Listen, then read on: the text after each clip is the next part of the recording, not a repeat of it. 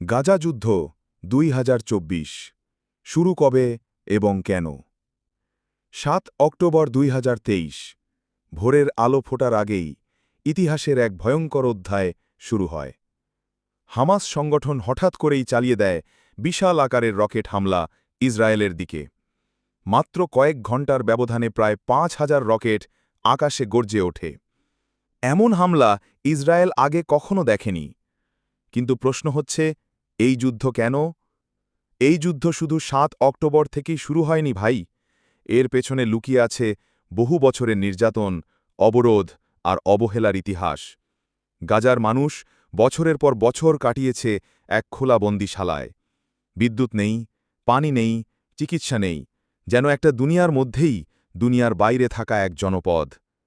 Israel ২০০৬ সাল থেকে গাজার ওপর অবরোধ চালিয়ে যাচ্ছে, যেখানে শিশুদের দুধ, ওষুধ, এমনকি খাবার পর্যন্ত আটকে দেওয়া হয়। এর উপরে প্রতিনিয়ত ইসরায়েলি আগ্রাসন। আল আকসা মসজিদে সৈন্য ঢুকিয়ে মুসলিমদের মারধর, নিরপরাধ ফিলিস্তিনিদের গুলি করে হত্যা, ঘরবাড়ি গুড়িয়ে দেওয়া আর জেরুজালেমে মুসলিমদের অস্তিত্বকে ধ্বংস করে দেওয়ার প্রচেষ্টা, এসবই গাজার মানুষকে এনে দেয় এক চরম সিদ্ধান্তে। হামাস ঘোষণা দেয়, এটা প্রতিরোধ, এটা আত্মরক্ষা, এটা আমাদের অস্তিত্ব রক্ষার যুদ্ধ। এই যুদ্ধের নাম তারা দেয় অপারেশন আল আকসার ঝড়।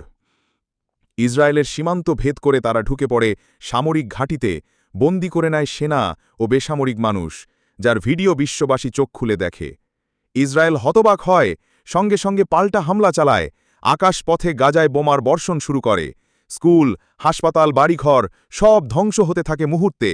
শিশুরা মায়ের কোলে শেষ নিঃশ্বাস নেয়। একজন মা তার ৫ সন্তান হারিয়ে রাস্তার পাশে পাথরের মতো বসে থাকে। মানবতার লজ্জা হয়ে ওঠে এই যুদ্ধ।